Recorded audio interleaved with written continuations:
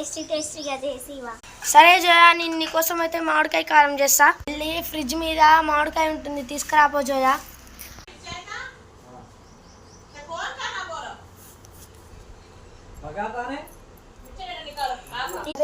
మా చెల్లి అయితే మామిడికాయ తెచ్చేసింది, ఎలా చేయాలో చూపిస్తా. కట్కర్రీ కైసే मैं बोलना रही నాకు బాగా కడుక్కోవాలి. నెక్స్ట్ అయితే దీన్ని ముక్కలు ముక్కలు కోసేయాలి. కట్కర్రీ అయితే ముక్కలు ముక్కలుగా కోసుకుంటున్నా.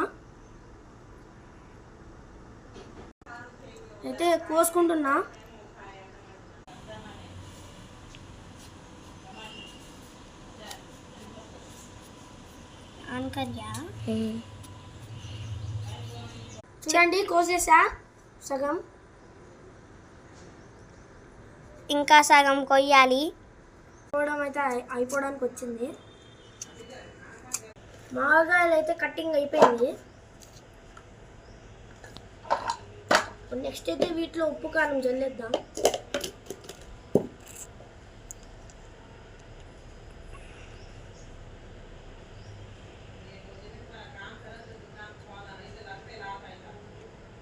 ఉప్పు కారం అయితే చల్లేసాం. నెక్స్ట్ అయితే కారం ఒకటే చల్లేసాం, ఉప్పు కూడా చల్లేద్దాం.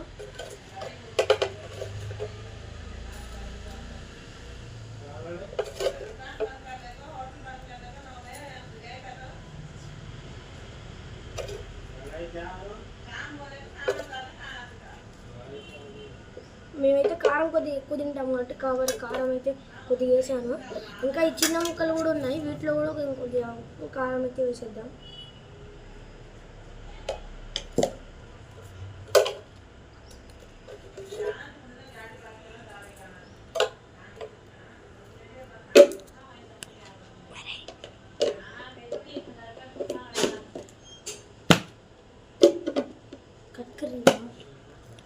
మా చెల్లి అయితే దీన్ని టేస్ట్ చేసి చెప్తుంది. ఇప్పుడు చెల్లి చెప్పన్నయ్యా, నేనైతే నీ కోసం అయితే ఉప్పు కారం జల్లేసి మామిడికాయ ఉప్పు కారం అయితే రెడీ చేసా. టేస్ట్ చూసి ఎలా ఉందో చెప్పమ్మా.